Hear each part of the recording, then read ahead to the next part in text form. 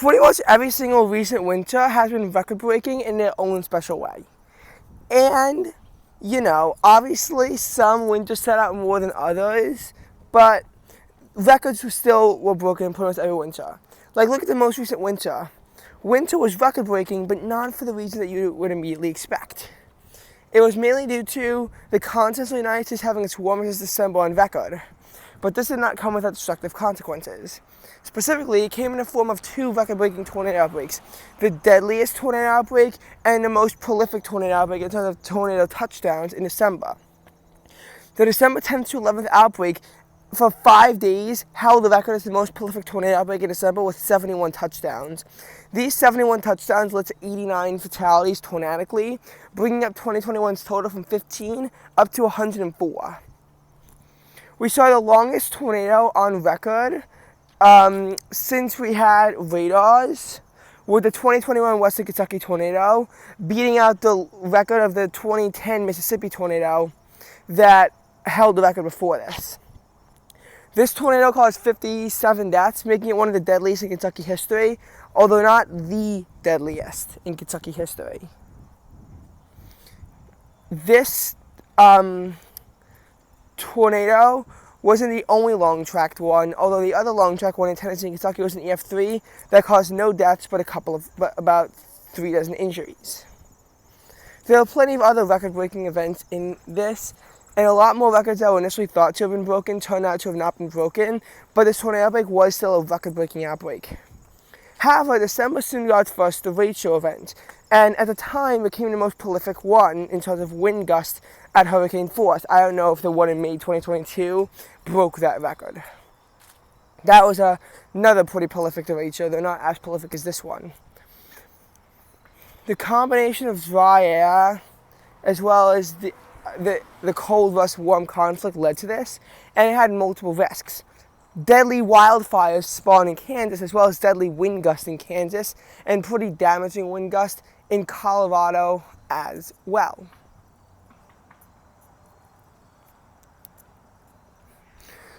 Iowa saw its most prolific tornado outbreak on record, and with 120 tornadoes, this became the most prolific tornado outbreak in December on record. However, no tornadoes were above EF2, unlike the one before it, which saw tornadoes up to EF4 intensity. No one died, and there were only 2 injuries as a result because many of the tornadoes were weak and short-lived. However, there was still numerous. Minnesota saw its first December tornadoes on record. Before this, Minnesota had never seen a tornado in December. After this, Minnesota saw 20 tornadoes in the month of December. So this is record-breaking both in how many tornadoes it brought and how far they spread. Record warmth for the month of December was also brought to Iowa and Wisconsin, with them setting all-time state record highs. And while not as intense, the record-breaking warmth spread, I think as far as New York, actually. I think as far as here, we saw a glimpse of record-breaking warmth. I should go this way. In addition, there was also a winter storm out on the West Coast, and in some places by the time this ended, a little bit of snow piled up too. So all in all, this December outbreak was record-breaking.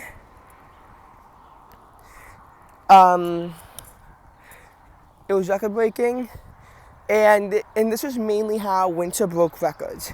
There were a few other tangential records in this winter, but nothing all that serious. It was mainly December and its tornadoes. 2020 to 2021 was record-breaking for rather obvious reasons. Well, in addition to Vermont possibly seeing an all-time state highest snowfall of 45 inches, which still has to be verified. I don't know if it was verified yet. I'll see if I can find any information on that when I get home. The 2020 to 2021 winter was record-breaking for the cold wave in Texas. This brought several all-time record lows, although no state all-time record lows. This cold wave, not only did it break records, but it broke records in terms of the impact. That and the winter storm from February 13th to 17th became the costliest on record. Nearly $200 billion in damage was lost to the storm, which would, I think, also make it the costliest disaster in the United States. It also caused at least 300 fatalities. However, some sources put that number at nearly 1,000. If that was the case, it would become the deadliest blizzard in U.S. history of all time. Of course, the deadliest blizzard was an Iranian blizzard from 1972 that caused 4,000 deaths. That would not be broken. There wasn't too much else that was record-breaking about this winter, but the cold wave alone makes it stand out from many other winters because not only is this a severe cold wave, it was one that caused record-breaking impact across the state of Texas, and even for the United States as a whole, record-breaking impact in some ways. Like, honestly, this is probably the first storm that I could really give a true comparison to Katrina. In terms of its impact, I could truly compare it to Katrina.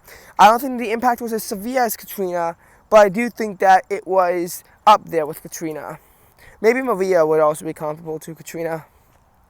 The 2019-2020 winter, meanwhile, was record-breaking for how little snow fell, honestly. Baltimore and Islip, for the first time on record, saw no snow for the entire month of February. Baltimore and Islip, for the first time, saw no snow in February.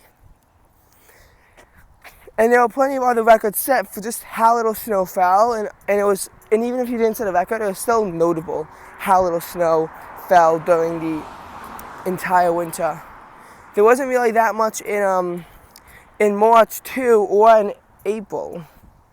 May had a cold wave that set some locally, although not state, all-time record lows on May 9th, and some daily record lows persisted into May 12th. However, given how it is May, the cold wave wasn't that notable. I believe New York City also tied for its latest trace of snow on record, and some places might have actually saw their latest snow on record, although in many places it would just be a tie because of the destructive 1977 blizzard, which largely missed New York City. So that left 2019-2020 to be record-breaking and just how dull it was.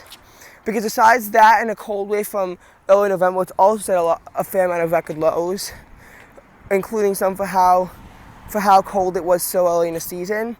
There really was just nothing in between.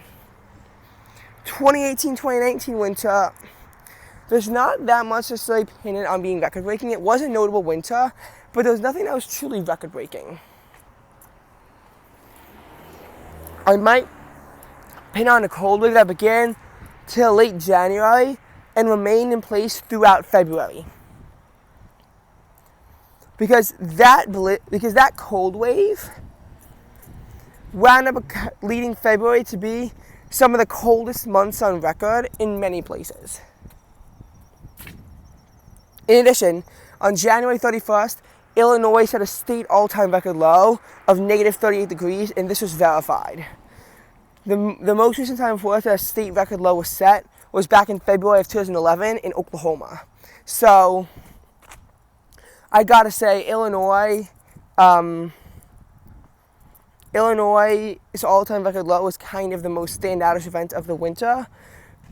There wasn't really too much else going on. I mean, there might have been some record-breaking local blizzards, so I think a state all-time record low is the most 2018-2019 could bring. And to be quite honest, it was more impressive than the winters before that in that regards.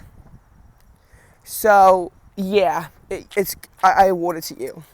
2017-2018 was memorable for a lot of reasons. The record-breaking cold wave in late December and early January, which in some places saw a fair amount of records being set for length and also intensity of how cold it was.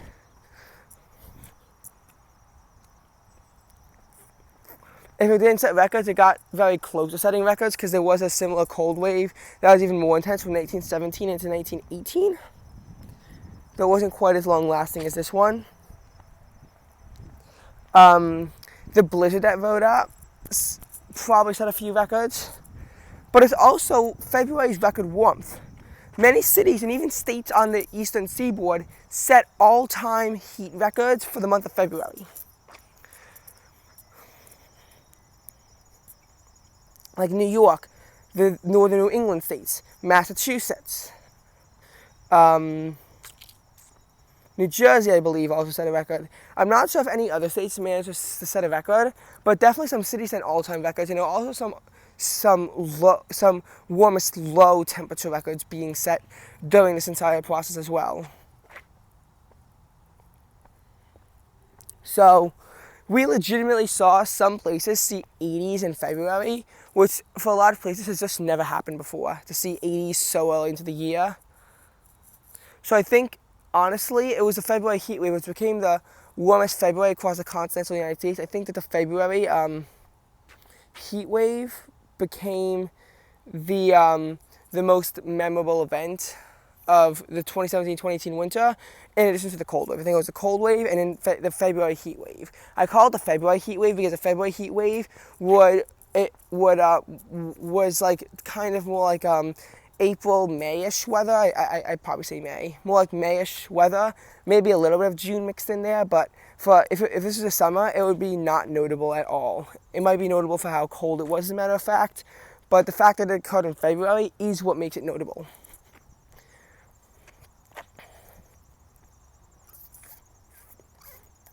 2016-2017, well, that didn't really set too many impressive records at all in any respect, besides maybe the warm February, but it wasn't as record-breaking warm as this February. In some places it might have been, but it was just too localized for it to really muster up attention.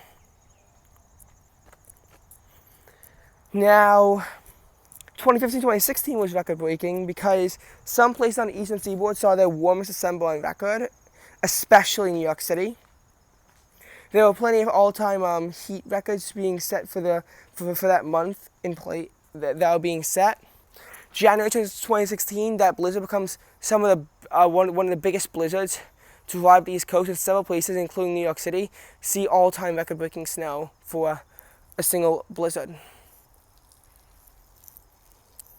2014-2015, obviously the February 2015 cold wave that set many records for their coldest February, even in some cases month on record. 2014, it could just be that entire cold wave that winds up becoming the coldest in March 2014 on record in Vermont. The coldest month on record in Vermont in 2014. 2012-2013, I don't know how really record-breaking that was.